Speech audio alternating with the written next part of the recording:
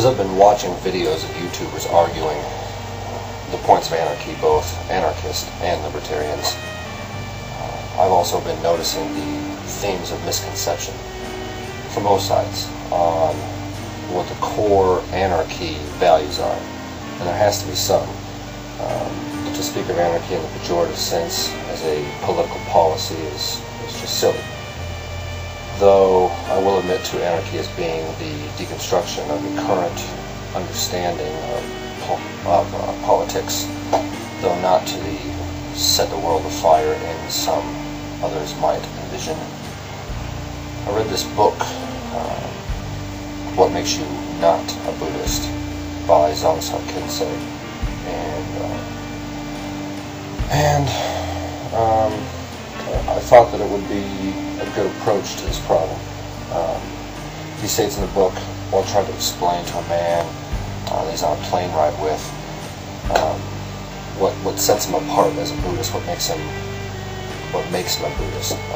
It says here, although essentially very simple, Buddhism cannot be easily explained. It is almost inconceivably complex, vast, and deep. Although it is non-religious and non-theistic, it's difficult to present Buddhism without sounding theoretical and religious. He goes on to say, when a conversation arises like the one with my seatmate on the plane, a non-Buddhist may casually ask, what makes someone a Buddhist? That is the hardest question to answer. If the person has a genuine interest, the complete answer does not make for a dinner conversation. And generalizations can lead to misunderstandings. It's oversimplification, but I find myself in the same kind of situation when I'm trying to explain anarchy. It's an anti-political concept that I'm trying to define through the concepts of politics itself. And so I thought coming at it from a what makes you not an anarchist kind of angle would maybe clarify some things. So to define what makes you not an anarchist, what is not anarchy, or what is anarchy not? Well, obviously by definition, anarchy would not be statism. Statism is not anarchy. What is statism? Statism is the relinquished sovereignty to a third party, to give over your rights. Governance that is imposed by the masses, democracy, non-voluntary law, monopoly or oligopoly legitimization for social functions, protection, courts, education, roads. So what is anarchy? Anarchy at the core, without adjectives, nondescript anarchy, is the absence of state. It's the absence of central rule, as opposed to no rule. There's still rule, there's still governance, there's just not a centralized government.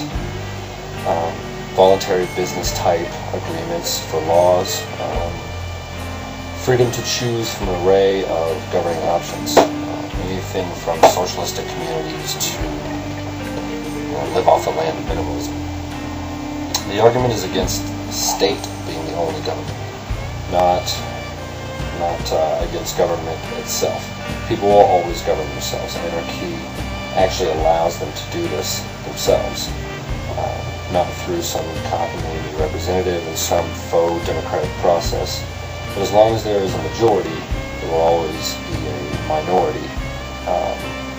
That is to say, if there is, and there always certainly will be, a need for governance, there will always be a fringe element that will resist to be covered by this rule.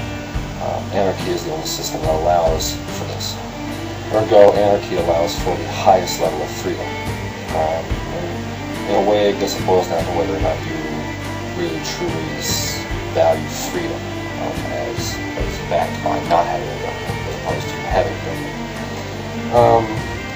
Let's see, as Wiki puts it, the word anarchy is often used by non-anarchists as a pejorative term, intended to connote a lack of control and a negatively chaotic environment. However, anarchists still argue that anarchy does not imply total absence of rule, but rather an anti-statist society that is based on the spontaneous order of free individuals. individuals in autonomous communities. It's the emergent answer. So why is anarchy better? Like I said, it comes down to freedom. It's the freedom to have what's had now or anything else that you want to have. It's everything our society has created is still needed. The only major change would be the limitation of the accessibility to the creations in our society. Let's be brought together by what we cannot allow to persist and flourish individually